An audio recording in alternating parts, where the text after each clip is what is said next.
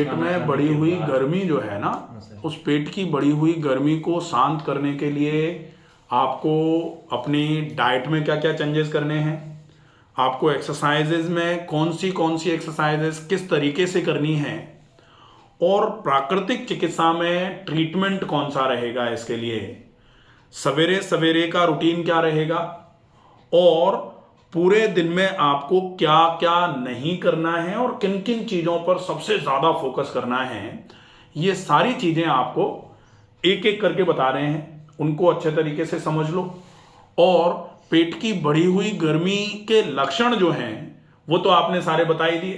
भाई पेशाब पीला हो सकता है, पित्त वृद्धौ पीताभ भासता हो सकता है, पीलापन थोड़ा त्वचा में आना चालू हो जाए, आंखें हल्की हल्की पीली होना चालू हो जाए, पेशाब पीली हो जाए, पित्त वृद्धौ संताप, पित्त बढ़ता है तो गर्मी बढ़ जाती है, तो एकदम से हो सकता है स्ट्रेस बढ़ जाए, गुस्सा बढ़ जाए, चिड़चिड़ापन बढ़ जाए, ये पित्त बढ़ने के लक्षण होते हैं।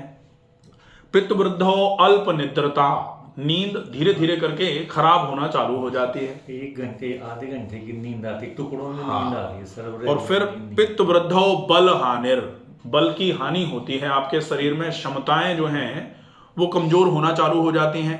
अब वो क्षमताएं चाहे काम करने की हों, और आजकल जैसे उम्र जो है वो जैसे 25 साल 35 साल 40 साल की उम्र के बीच में अगर पित्त किसी का बहुत ज़्यादा बढ़ रहा है तो फिजिकल वीकनेस के साथ साथ में सेक्सुअल वीकनेस भी आना स्वाभाविक सी प्रक्रिया मानी जाती है। तो इसको अगर पूरे को ठीक करना है तो इस बढ़े हुए पित्त को ठीक करने की आवश्यकता है। ये लक्षण हैं। इस बढ़े हुए पित्त के कारण क्या होते हैं? कारणों में निश्चित ही सबसे बड़ा कारण तो होता है तनाव।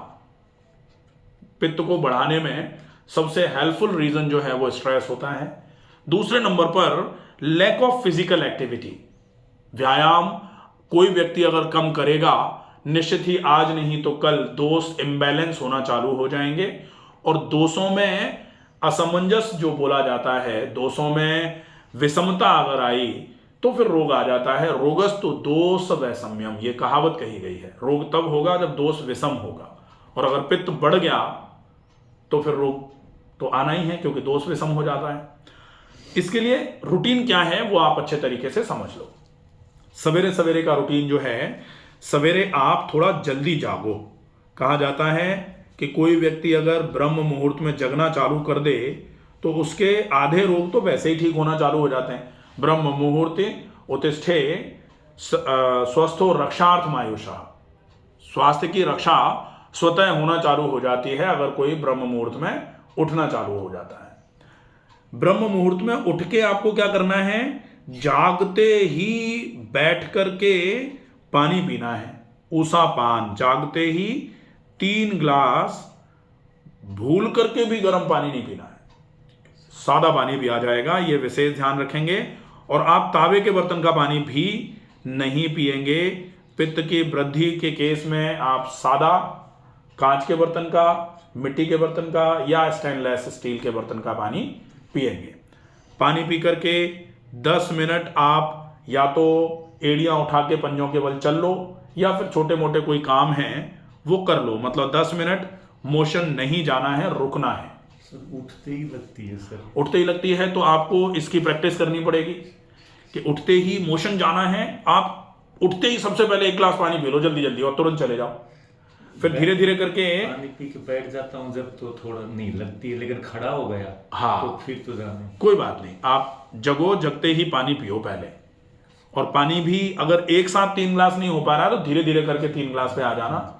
और एक साथ अगर 10 मिनट नहीं रुकना हो पा रहा है तो बेशक 10 सेकंड से शुरू करो, और 10 दिन 15 दिन 20 दिन में 10 मिनट तक पहुंच जाओ। जैसे ही इस रूटीन से चलोगे तो थोड़ा समय जरूर लगेगा, लेकिन ये समस्या खत्म हो जाएगी बिल्कुल। ठीक है।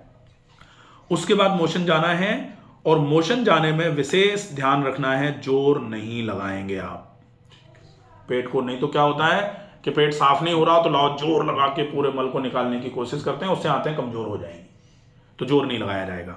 ठीक है। इसके बाद अब आती है बारी, मोशन के बाद मंजन कर लिया, मंजन के बाद में ऑयल पुलिंग जरूर करेंगे, कंपलसरी है ऑयल पुलिंग करना। उसके बाद ऑयल पुलिंग के बाद तेल को थूक के गरारे कर लिए, फिर नश्य कर लिया, नाक में गाय का घी।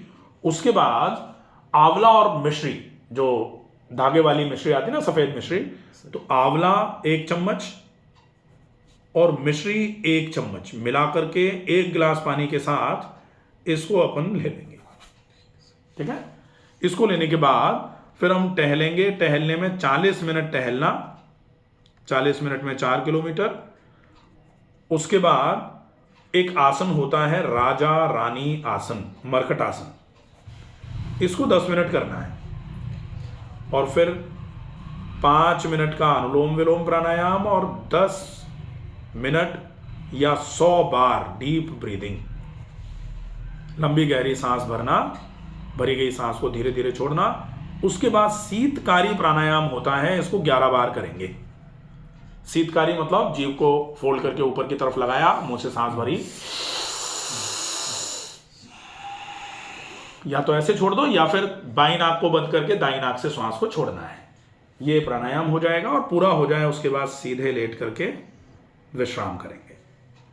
ठीक है, नाक बंद कौन करनी है सर, कौन सी करनी है इसमें से? ये शीतकारी प्राणायाम का मैं वीडियो भेज दूंगा।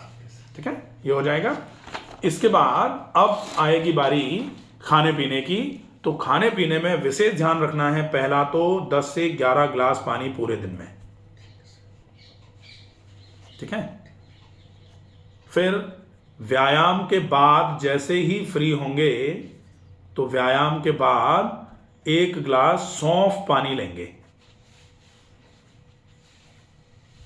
ठीक है, रात को भीगा हुआ सौंफ, इसको मिक्सी में चर्न कर लिया, इसमें आधा चम्मच मिश्री मिला के 1 गिलास पानी में 1 चम्मच सौंफ और आधा चम्मच मिश्री मिला के घोल के पीना है।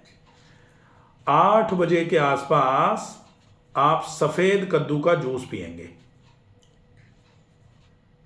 ठीक है, और फिर 9:30 बजे आपको कोशिश करनी है अपने वजन का लगभग 2% इन केजी आपको फल खाने हैं। अब 2% इन केजी आपका वजन मान लेते हैं 59 किलो है, तो 1 किलो 200 ग्राम फल खाने हैं, जिसमें से आधे फल जो हैं लगभग 500 550 ग्राम के आसपास फल अपन खा लेंगे नाश्ते में, और बाकी के फल जो हैं वो 2 बार के लिए और रखेंगे।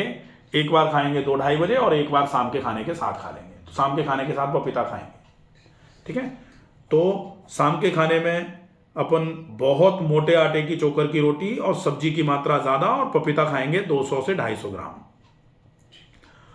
और दोपहर के समय में जो भोजन किया है उसके 2 घंटे के बाद में 300 ग्राम कोई भी सीजनल फल जो आ रहे हैं वो खा लेंगे। ठीक है, तो अपना फलों की क्वांटिटी पूरी हो गई। लंच जो है इसमें बहुत मोटे आटे की चोकर की रोटी, सब्जी की मात्रा ज्यादा और 1 गिलास छाछ लेंगे। अगर संभव हो जाए तो इसमें या तो थोड़ी सी ढेली गुड़ की और या फिर 1/4 चम्मच मिश्री का पाउडर मिला के छाछ में पिएंगे। ठीक है, तो कहा जाता है भोजनांते अमृतम तक्रम, भोजन के अंत में तक्र मतलब छाछ का उपयोग अमृत के समान होता है। लास्ट में पीनी है, लास्ट में पी लेंगे। ठीक है, तो ये हो जाएगा। अब रात को सोने के पहले सौंफ और मिश्री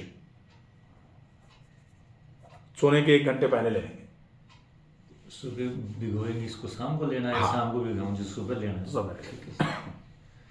ठीक है, तो ये आपका पूरा डाइट का रूटीन हो जाता है।